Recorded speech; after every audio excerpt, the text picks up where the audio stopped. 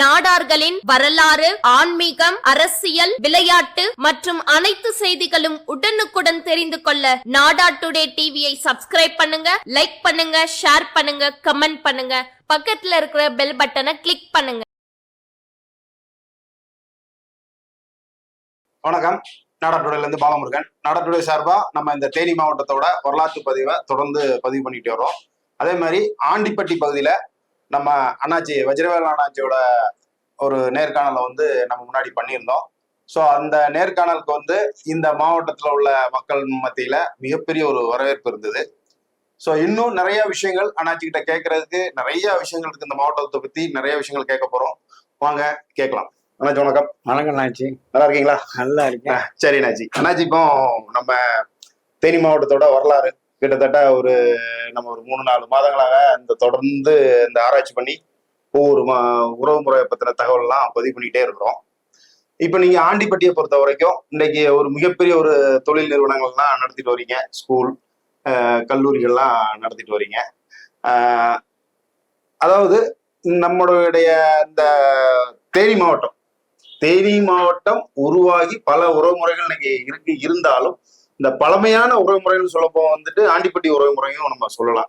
முதல்ல இந்த பகுதியில உறவு முறைகள் எப்படி உருவாச்சு அதை பத்தி சொல்லுங்க. ஏறக்குறைய அந்த காலத்திலே பாத்தீங்கன்னா ஒரு 200-250 வருஷத்துக்கு முந்தைய நம்ம மக்கள் திருச்செந்தூர்ல இருந்து அந்த சைட்ல இருந்து கருப்பட்டி மற்றும் கருவாடை கொண்டு வியாபாரம் பண்ணியிருக்காங்க.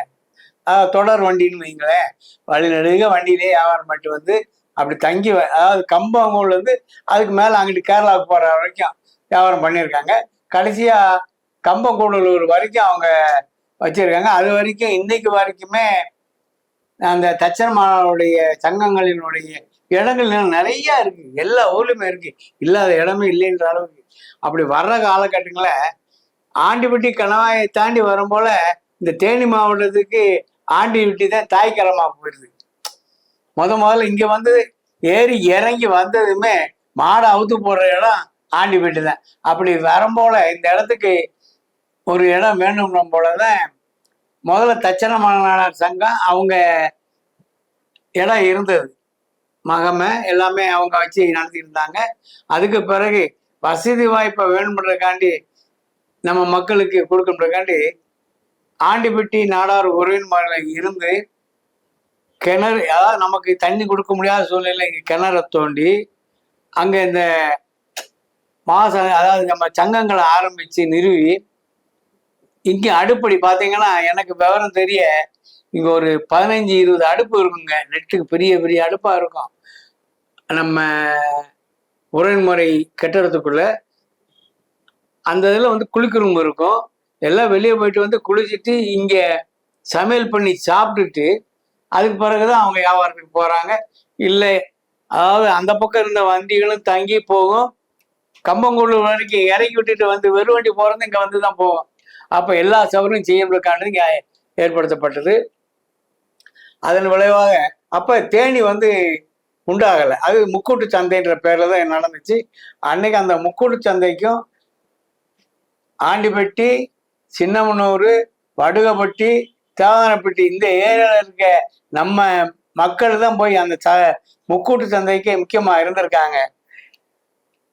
இந்த 4 ஊருக்கார் தான் இருந்து வியாபாரத்துக்கு அடிப்படையாக இருந்திருக்காங்க. அப்படி பண்ண போல ஏறக்குறைய தேனியை பொறுத்தவரை பார்த்தீங்கன்னா 65க்கு பிறகுதாங்க ஆரம்பம்னே சொல்லலாம். 65ல் வருஷநாடு பகுதியிலேருந்து பருத்தி எல்லாமே வர பருத்தி, தட்டைப்பயிறு, மொச்சப்பயிறு அளவு கடந்து வருதுங்க, துவரை எல்லாமே. அதே மாதிரி அந்த நேரத்தில் தான் பார்த்தீங்கன்னா 60ல் கேரளாவுக்கு கம்பமெட்டு, போடிமெட்டு இதெல்லாம் ஓப்பன் ஆகுதுங்க. அப்போ இங்கே இருக்க சரக்கு போகிறோம் கேரளாவுக்கு போகும் போல 68 வாக்கில் தான் ரவை, ஜீனி, மைதா இது 3மே ரேஷனில் கிடைச்ச வியாபாரம் ஓப்பன் வியாபாரம் ஆகுது. அப்படி வரும்போல கேரள மக்களுக்கு உணவு தானியம் வேணும். அதனால அவங்க எவ்வளோ ஏற்றலாம் அவங்க ஏற்றுக்கிடுவாங்க கவர்மெண்ட்டு. ஆனால் நம்ம கவர்மெண்ட் கொஞ்சம் ஸ்டிக்காகவே இருந்தாங்க. ஆனாலும் ஏறக்குறைய பார்த்தீங்கன்னா இந்த செவ்வாக்கெல்லாம் பார்த்தீங்கன்னா ஒரு 200 ஜீப்பு வரும் 68 வாக்கில். 68 பிறகு 200 ஜீப் வரைக்கும் கேரளாவில இருந்து வந்து எல்லாம் இங்கேருந்து இங்கே சரக்கு எடுத்துக்கிட்டு கம்பத்தில் போய் காய்கறி வியாபாரங்களாம் ஏற்றிக்கிட்டு சந்தையில் சல்லுன்னு வண்டி போயிட்டே இருக்குங்க. அதில் தாங்க தேனி உண்டாச்சு. வருஷநாட்டிலேருந்து பருத்தி 2000 தாட்டு வருங்க. இன்னைக்கெல்லாம் கண்ணில் பார்க்க முடியாது, அவ்வளோ தாட்டு வரும், வண்டி போக முடியாது, அந்த அளவுக்கு இருந்தது. அதை வச்சு ஸ்பின்னிங் மில் உருவாச்சு தேனியில். பருத்தி விதையை அரைச்சி பருத்தி தண்ணி அடித்தாங்க. எல்லாமே நல்லா நடந்ததுங்க. அதனால இன்னைக்கு தேனி வந்து நம்ம தேனி மாவட்டத்தில் உறவின்முறையிலே பெரிய உறவின்முறை நிர்வாகம் பல உள்ள நிர்வாகம் எல்லாமே இருக்குதுங்க. என்னை பொறுத்த என் மனசில் என்ன படுதுன்னா, இந்த தேனி மாவட்டத்தில் இந்த தேனியை மையமாக வச்சு இந்த பெரிய உறவுமுறை நினைத்தால் எல்லா உறவுமுறை இங்கே ஏறக்குறைய 50 உறவுமுறை வரைக்கும் இருக்குதுங்க. கடைக்கோடி முதற்கொண்டு இருக்கக்கூடிய சின்ன உறவுமுறை கூட நம்மளால என்ன செய்ய முடியும்? ஏன்னா அவங்க வந்து ஒரு 20 வீட்டுக்காரர் 50 வீட்டுக்காரர் இருக்காங்கன்னா அவங்களுக்கு நம்ம என்ன செய்ய முடியும்? அதை நம்ம நினைச்சு மற்ற பெரிய உறவுமுறைகள் இங்க இருக்கிறது சின்னமனூர், போடி, தேவாரம், இப்ப எல்லாம் அதெல்லாம் பெரிய உறவுமுறை ஆயிடுச்சுங்க. இவங்கெல்லாம் ஒன்று சேர்ந்து அவங்களுக்கு கைதூக்கி கொடுத்து அவங்களையும் மேலே கொண்டு வர்றதுக்கு என்னென்ன செய்யணுமோ அதை இந்த தேனி உரமுறை செய்யணுன்றது எனக்கு ஒரு ஆசைங்க. அதை இந்த செயல்பாடு தேனி மாவட்டம்னா தேனி, அதே மாதிரி ஒவ்வொரு மாவட்டத்திலும் இப்போ திருமங்கலம் பார்த்தீங்கன்னா பழைய ஊருங்க, பெரிய ஊர், அங்கே அது தலைமையை வச்சு சுற்றி இருக்க ஊர், விருதுநகர் சுற்றி இருக்க ஊர், இப்படியே போட்டோம்னா தமிழ்நாடு முழுக்க இருக்க உறவுமுறைகளை ஒருங்கிணைப்பது வெகுவாக இருக்கும். அது வந்து நமக்கு நல்லது கெட்டது பார்க்கும் போல நம்ம போய் எல்லாத்தையும் அணுகுமுறை லேசாக இருக்கும்போது என்னோட அபிப்பிராயங்க. அதே மாதிரி இன்னைக்கு நம்ம சமுதாயத்துல இருந்து எல்லா கல்வி ஸ்தாபனத்துல பார்த்தீங்கன்னா எல்லா கல்வி ஸ்தானமும் இருக்குங்க. இல்லாத கல்வி ஸ்தானமே ஒண்ணுதாங்க, அது மெடிக்கல் காலேஜ் ஒண்ணுதாங்க. அது பெரிய பற்றாக்குறைங்க நம்ம இதில். இவ்வளவு பேர் நம்ம இவ்வளவு பள்ளிகள், காலேஜுகள், இன்ஜினியரிங் வச்சிருந்து ஒரு மெடிக்கல் காலேஜ் வைக்கலாம் முடியாத சூழ்நிலையில் நம்ம இருக்கக்கூடாது. கொஞ்சம் மனசுக்கு எல்லாத்துக்குமே வருத்தத்தக்க விஷயம்தாங்க. அதையும் நம்ம பூர்த்தி செய்யணும் அப்படின்றதுனால ஏறக்குறைய 10 வருஷத்துக்கு முந்தைய நம்மளை தேடி வந்த போது நம்ம அதை அணுக முடியாத சூழ்நிலை வந்துருச்சுங்க.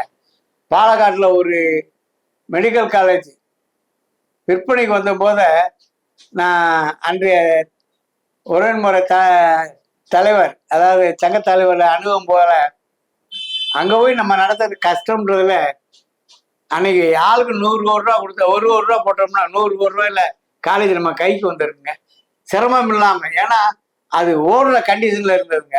கட்டடம் கட்டியாச்சு, லைசன்ஸ் வாங்கியாச்சு, எல்லாம் ரெடி ஆயிடுச்சு. ஓடுற லைசன்ஸ் இருக்கும் போல தவிர்க்க முடியாத காரணத்தால் அன்னைக்கு அதை வாங்க முடியாத சூழ்நிலை.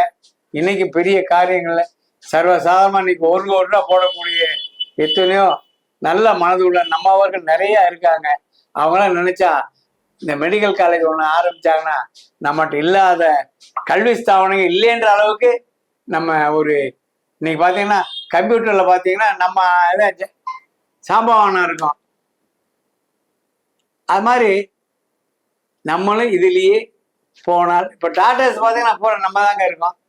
ஆனால் நமக்கு ஒரு கல்லூரி இல்லை. அதனால கண்டிப்பா கல்லூரி வைக்கிறதுக்கு எல்லாருமே முயற்சி செய்து கல்லூரி உருவாக்க வேண்டிய நடவடிக்கை எடுக்கும்படி எல்லாரும் என் தாழ்மையான கேட்டுக்கொள்கிறேன். சரி, ஓகே. அண்ணாச்சியோட மனசுல இருக்கிறத சொல்லியிருக்கீங்க. கண்டிப்பா, அதாவது இப்போ இன்னைக்கு நம்ம எல்லாருமே எல்லா காலேஜுமே நம்ம வச்சிருக்கோம். ஆர்ட்ஸ் காலேஜ் வச்சிருக்கோம், இன்ஜினியரிங் காலேஜ் வச்சிருக்கிறோம், பாலிடெக்னிக் காலேஜ் வச்சிருக்கிறோம், எல்லாமே நம்ம வச்சிருக்கோம். ஸோ இந்த மருத்துவக் கல்லூரிங்கிறது வந்து ஒரு கனவாகவே தான் இருக்குது. இன்னைக்கு வந்து நம்ம பெரிய பெரிய சங்கங்கள்லாம் நம்ம இருக்கு, பெரிய சொத்துள்ள சங்கங்கள் வச்சிருக்காங்க. இருந்தாலும் அந்த மெடிக்கல் காலேஜ் மட்டும்தான் வர முடியலங்கிறது வந்து இன்னைக்கு இளைஞர்களுக்கும் ஒரு ஏக்கமாகவே இருக்கு. அண்ணாச்சி வயதில் முதிர்ந்தவர், அனுபவஸ்தர், அவருக்கும் ஒரு இன்றைக்கு வரைக்கும் நமக்கு ஒரு மெடிக்கல் காலேஜுங்கள ஒரு மிகப்பெரிய ஒரு வருத்தம் அண்ணாச்சி தோட அந்த இதை சொல்லியிருக்காங்க. சரி அண்ணாச்சி, இப்போ இங்க வந்து எத்தனை உறவுமுறைகள் இருக்கு? இந்த உறவுமுறைகள்லாம் எந்த காலகட்டத்துல தொடங்கி இந்த பகுதியில மொத்தம் வந்து நம்மளுடைய உறவுமுறைகள் எத்தனை இருக்கு? இப்ப ஆண்டிப்பட்டியில 3 இருக்குதுங்க. ம். ஒண்ணு தச்சன் நாடார் முதல்ல வந்ததுங்க. அதுக்கடுத்து சிவாஜி நாடாருங்க, அடுத்து விருதுநகர் நாடார். ம். இந்த சிவாஜி நாடார் வந்து சிவாஜியிலிருந்து வந்த எங்களை போன்றவர்கள்லாம் சேர்ந்து வச்சதுதான் சிவாஜி. அதாவது இங்க தாளடி ஐனாரு, கற்கோயில் ஐனாரு, நாங்க பொன்னங்குட்டம், ம். இவங்கெல்லாம் சேர்ந்து வச்சது. இந்த நாங்க வர்றதுக்கு முந்தைய அவங்க ஆரம்பிச்சிருக்காங்க. ஓ, அதாவது எங்களுடைய பொன்னங்குட்டம் வர்றதுக்கு முந்தைய அவங்க ஆரம்பிச்சுட்டாங்க. நாங்க வந்து சம்பந்தான முறையில வந்து ஜாயின் பண்ணி நாங்க இந்த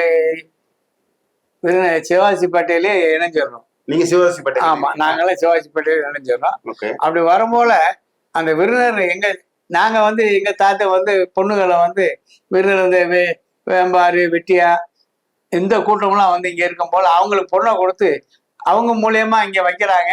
இப்ப அவங்களும் இங்க கூட தான் இருந்தாலும் விருதுநகர் பேட்டைன்னு தனியா நிர்வாகம் பண்ணி இன்னொரு பேட்டை இருக்கு, விருதுநகர் பேட்டை, இன்னொரு பேட்டை. ஆமா, உள்ளே 2 பேட்டை தனித்தனியா இருக்கு. அவங்க வரவு செலவு தனி, எங்களுடைய வரவு செலவு தனி. அவங்க மகமை சந்தா எல்லாமே தனி, நாங்க மகமை சந்தா எல்லாமே தனி.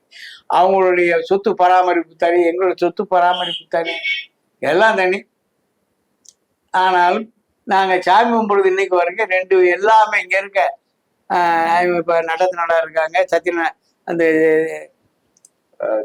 திருநெல் நாடார் இருக்காங்க, சிவாஜி எல்லாம் கிறிஸ்டியன் நாடார் கூட மறைமுகமா நாங்க சாமிபடம் போல வரி கொடுத்துருவாங்க. புரியுதுங்களா? ஏன்னா அவங்க சாமிபடுறதுக்கு ஊதி இது வாங்க மாட்டாங்களோட மற்றபடி நாங்க இங்க கொடுக்குற எல்லா நிகழ்ச்சிகளையுமே அவங்க பங்கு விட்டுருக்காங்க.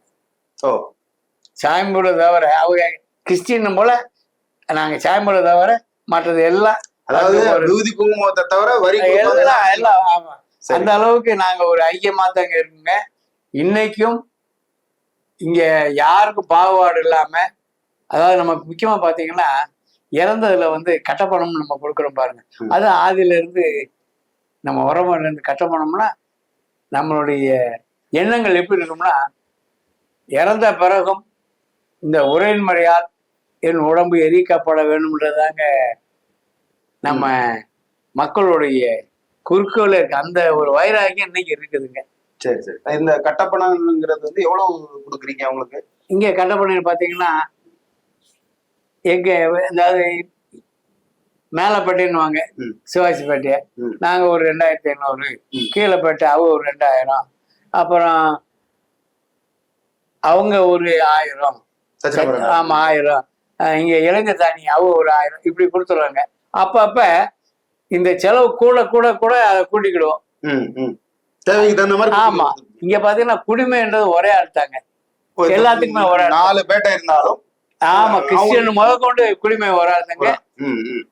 இதுல என்னன்னா சமயத்துல சர்ச்சில இருந்து அவங்க போறது இதுல போகணும்னு ஆசைப்படுறாங்க. நாடாருன்னா அந்த வண்டியில போனாத்தே மரியாதைன்ற பார்க்கக்கூடிய காலங்கள் எல்லாத்துக்குமே இருக்குங்க. அதனால எல்லாருக்குமே அதுல வந்து நாங்க எந்த விதி விலக்கம் பண்றது இல்லைங்க. சரி. இந்த கட்டப்பணம் இதுல எல்லாம் குடிமை ஓரளத்தாங்க எல்லாத்துக்கும் போய் வந்துக்கிட்டு இருக்காப்புல. இன்னைக்கு குடிமை எல்லாம் இல்லாம போயிருக்கு எல்லா ஊருமே. இப்ப பக்கத்துல இருக்கவங்க யாராவது நம்மால இறந்துட்டாங்கன்னா இங்க இருந்து நாங்க குடிமகன் நாங்க அனுப்புறோம். அவங்க கேட்டாங்கன்னா அனுப்பிடுறோம். நம்மால இறந்தாங்கன்னா அனுப்பி வைக்கிறோம். அந்த மாதிரி எல்லா இடத்துலையும். அதே மாதிரி தேனி பக்கத்துல இருக்காங்க, தேனில இருந்து போறாங்க, போட்டில இருந்து, இதெல்லாம் ஒரு எல்லாமே. ஏன்னா அது குடும்பன்றது நம்மளுடைய பிள்ளைய அப்படித்தான் நம்ம வைக்கிறோம். அவங்க பாருங்க நம்மளை கூப்பிடுறப்ப அப்பான்னு தான் கூப்பிடுவாங்க. அவங்களுக்குத்தான் உரிமை, நம்ம முதல் உரிமை குடிமகன் தாங்க நம்ம கொடுக்குறோம். காரணம் என்னன்னா நமக்கு பிராமின் அந்த காலத்துல வர மாட்டாங்க. நம்ம ஒரு நல்ல காரியங்களுக்கு கெட்ட காரியம் எதுனாலும் வர மாட்டாங்க. அப்ப நானும் வந்தது நம்ம குடிமகன் தான். அவங்களுக்கு இந்த அம்மாவுக்கும் கல்யாணம் வச்சா முதல்ல வாழை மரம் கட்டுறது குடிமகன் தாங்க கட்டணும். அதுதாங்க முறை. குடிமகன் தான் வாழை மரம் கட்டணுங்க. பிள்ளை பிறந்தால் தொப்புள் கொடி வெட்டியது. இப்ப பொம்பளைங்க இல்லாம போயிட்டாங்க. அங்க இதுல தொப்புள் கொடி வெட்டுறது நம்ம குடிமகன் வீட்டுல தாங்க வெட்டுவாங்க. அவங்க வீட்டுல உள்ள பெண்கள் தான் வெட்டணும். குடிமகன் தான் அவங்க தான் வந்து தொப்புள் கொடி வெட்டி அந்த முடிச்சு போடுறது தொப்புள் கொடி வெட்டுறது குடிமகன் தாங்க. ம். அதே மாதிரி இறந்த பிறகு கால் கட்டை வெட்டுறது அவங்க தாங்க. ம், ம், ம். பிறப்புலயும் அவங்களுடைய பங்களிப்பு இருக்கு, நம்மளுடைய இறப்புலயும் அவங்க இல்லாம இல்ல. ம், ம், நம்ம குடிமைய, ஏன்னா நம்ம பிள்ளைங்க, ம், நம்ம ஒவ்வொரு விசேஷத்துக்கும் அவங்களுக்கு செய்யணும்ன்ற விதிமுறைலாம் இருக்குதுங்க. ம். பிள்ளை பெரிய விளையானா அந்த துணி எடுத்துட்டு போறது எல்லாமே அவங்க என்னென்ன செய்யணும்ன்றது.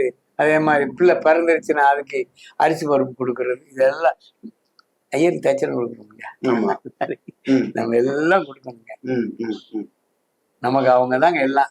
அது மாதிரி தான். அதனாலதான் அவங்க நம்ம மேல என்ன அபிப்பிராயமா இருக்காங்க. இப்ப இங்கெல்லாம் பாத்தீங்கன்னா குடிமக்களுக்கு நாங்க வீடு கொடுத்துருக்கோம். ம். வீடு கொடுத்துட்டு அங்க நம்ம சொந்தமான வீட்டுல தான் குடியிருக்காங்க. நம்ம சவரக்கோட்டை வந்து சொந்தத்துல தான் இருக்குதுங்க. வெளியே யாரும் போக மாட்டாங்க. நம்மளாலே வெளியே இப்ப வெளியே போனாலும் எதுனாலும் அவங்க இல்லாம எதுவும் நடக்காது. அன்னைக்கு பாத்தீங்கன்னா பேட்டைகள் உருவாகுறதுக்கு, பேட்டைகளுக்கு இப்ப அங்க வர அந்த பேட்டைகள் உருவாகிறதுக்கு காரணம்னு சொல்ல போனீங்கன்னா நம்ம தொடர் வண்டிகள் மூலமா பொருட்களை கொண்டு வந்து அதை பாதுகாக்கிறதுக்கு தான் நிறைய விஷயங்கள் பேட்டைகள் உருவாகும். அந்த மாதிரி எந்த காலகட்டத்தில் இந்த பேட்டைகள் உருவாகும் போது நம்மளுடைய என்னென்ன ப்ராப்ளம்ஸ் எல்லாம் நமக்கு வந்தது, அதை தாண்டி நம்ம இன்னைக்கு வந்து மிகப்பெரிய தொழில் நிறுவனங்களை நம்ம உருவாக்கியிருக்கோம். அதை பத்தி சொல்லுவோம். அதான் அந்த காலத்துல வரும்போல இங்க வந்து தங்குறதுக்கு இடம் இல்லாத சூழ்நிலை, நமக்கு தங்குறதுக்கு இடம் வேணும் ஒண்ணு. ரெண்டாவது, நம்ம வெளியே போய் தண்ணி எடுக்க முடியாத சூழ்நிலையில் நமக்குன்னு ஒரு கிணறு வேணும். 2, அடுத்து நம்ம வந்து தங்குறதுக்கு பாதுகாப்பான சுற்றுச்சுவர் உள்ள இடம் வேணும். நம்ம மாடு கண்டு கட்டுறதுக்கு தீவனம் வேணும். இவ்வளவு வசதி வாய்ப்புகளும் வேணும். இருந்தால்தான் நம்ம வந்து தொடர்ந்து தொழில் செய்ய முடியும்.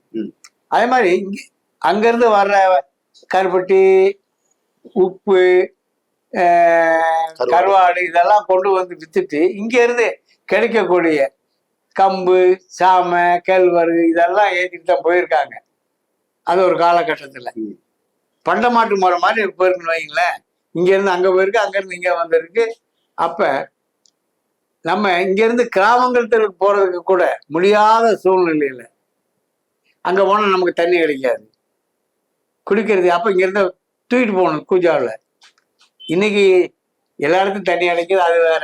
அன்னைக்கு எல்லாமே தண்ணி கொண்டு போக வேண்டிய காலகட்டங்கள் எல்லாமே இருந்ததுனால அதுக்காக நமக்கு ஒரு இடம் வேணும்ன்றதுனால தான் இந்த முதல்ல ஏற்படுத்தப்பட்டது. இந்த உறவுமுறை ஏற்படுறதுக்கு முந்தையவும் நம்ம தங்குறதுக்காண்டி ஏற்பட்ட இடங்கள் தான்.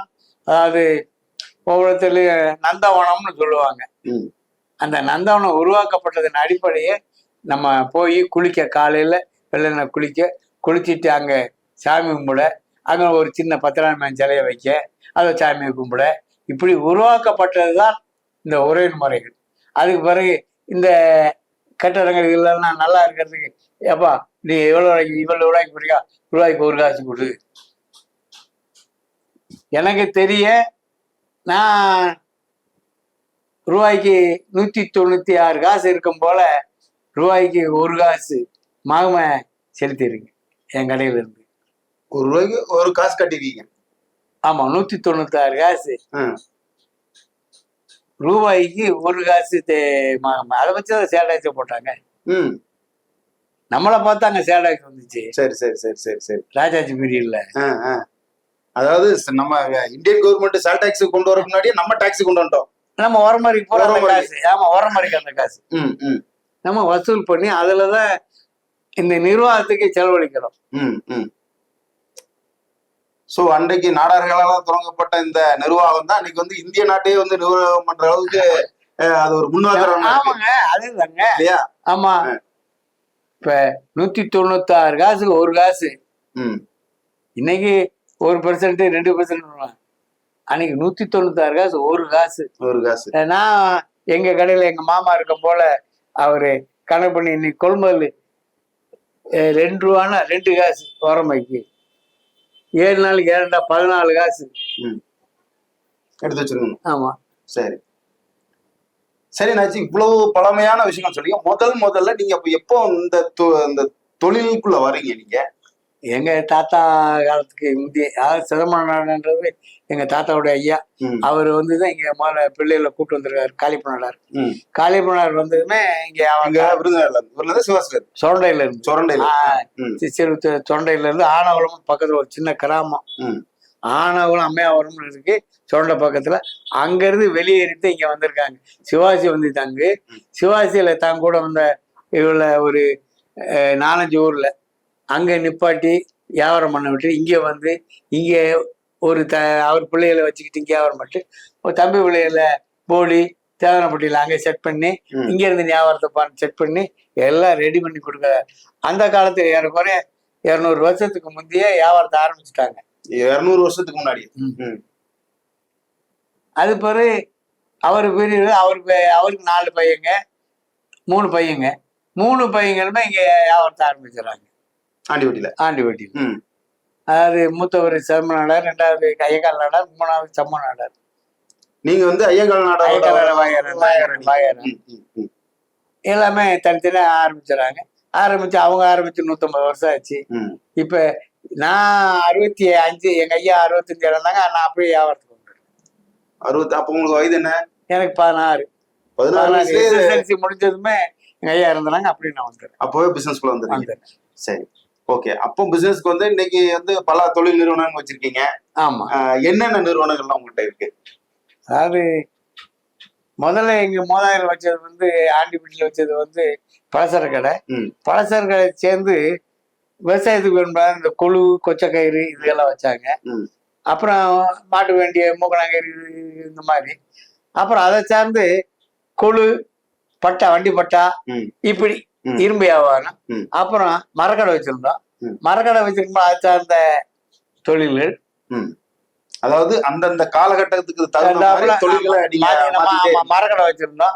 அப்ப முதல்ல பாத்தீங்கன்னா கிடுகு மூங்கில் பாருந்தது. முதல்ல கிடுகு மூங்கில். அப்ப சத்தியமலை தண்டவை கொள்முதல் பண்ணணும்.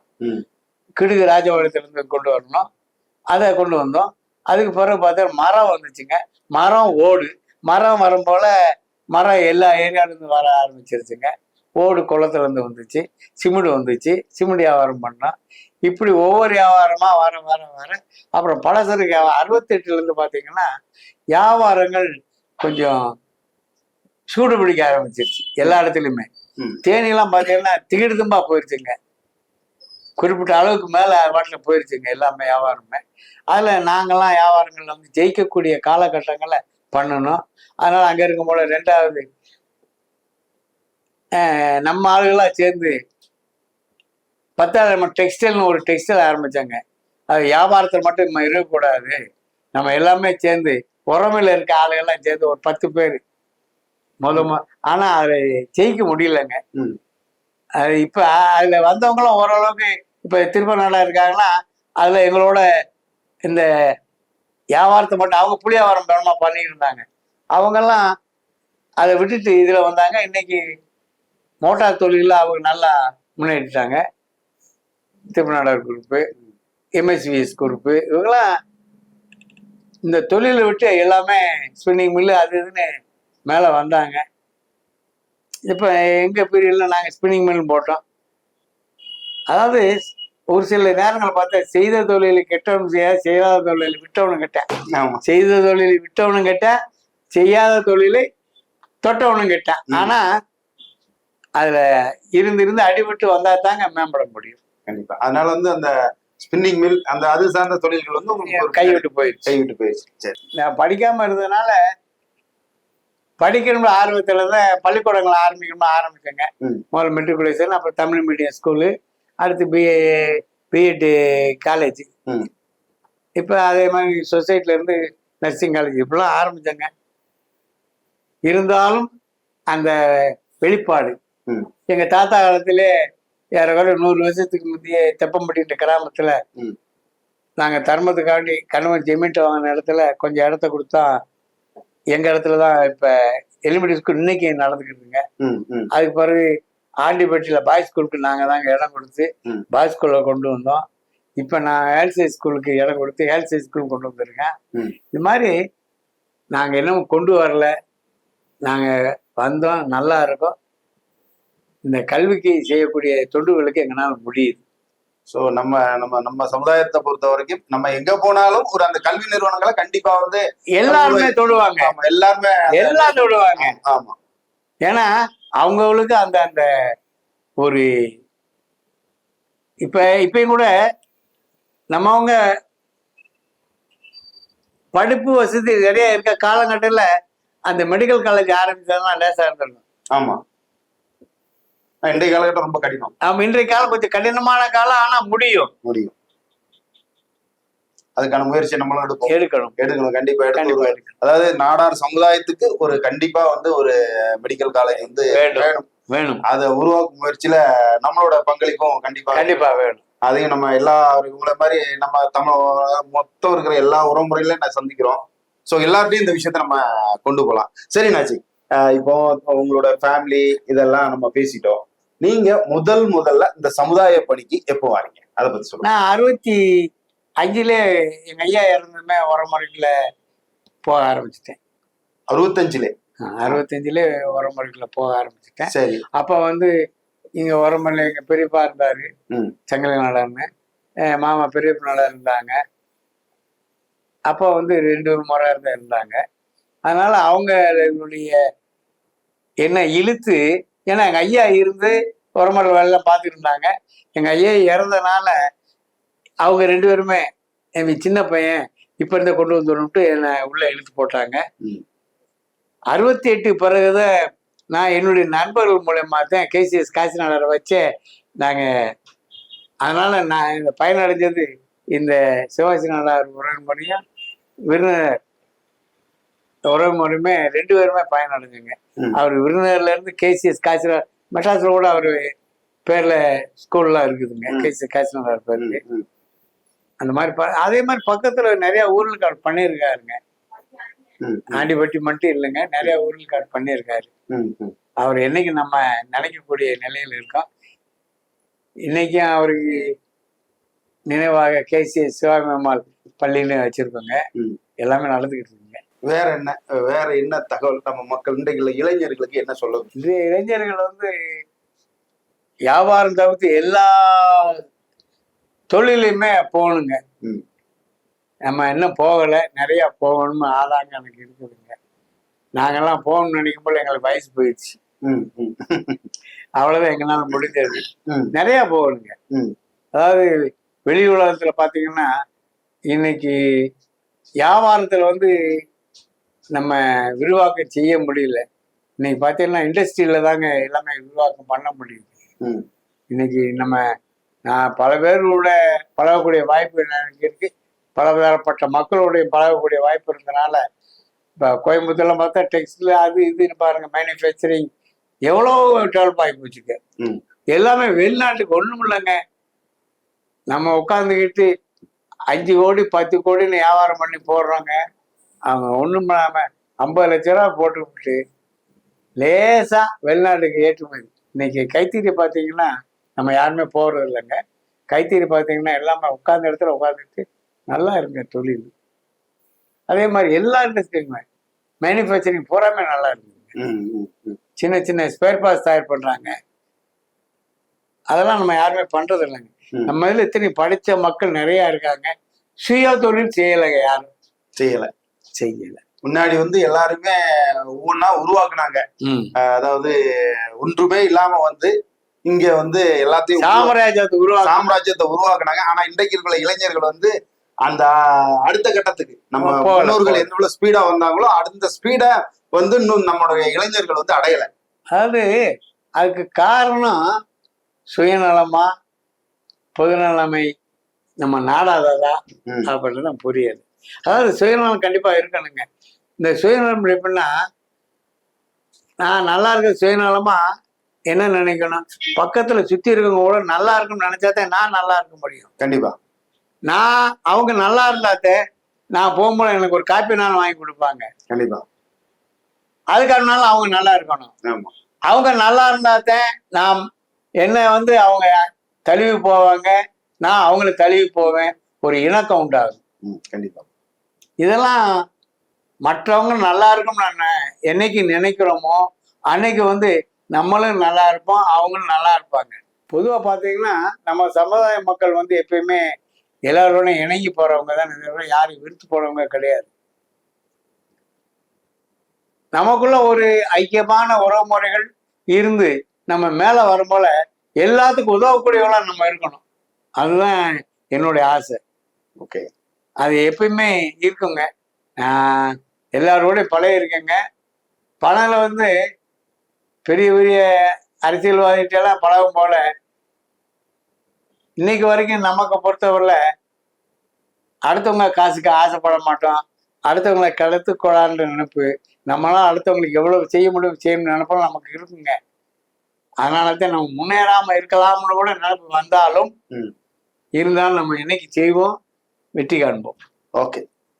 இப்போ அண்ணாச்சி நிறைய விஷயங்களை சொல்லிட்டாங்க. அண்ணாச்சி கிட்டத்தட்ட 80 வயது அண்ணாச்சிக்கு, அதாவது 66லயே வந்து அவங்க வந்து இந்த தொழிலுக்கும் இந்த சமுதாய பணிக்கும் உள்ள வந்திருக்கிறாங்க. அவங்களுடைய மிகப்பெரிய ஒரு அனுபவம்.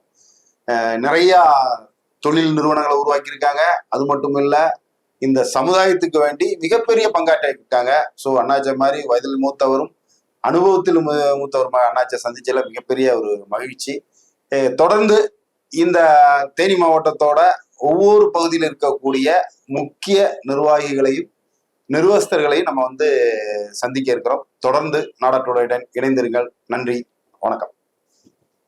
இந்த வீடியோ உங்களுக்கு பிடிச்சிருந்தா லைக் பண்ணுங்க, ஷேர் பண்ணுங்க, சப்ஸ்கிரைப் பண்ணுங்க, பக்கத்துல இருக்கிற பெல் பட்டனை கிளிக் பண்ணுங்க.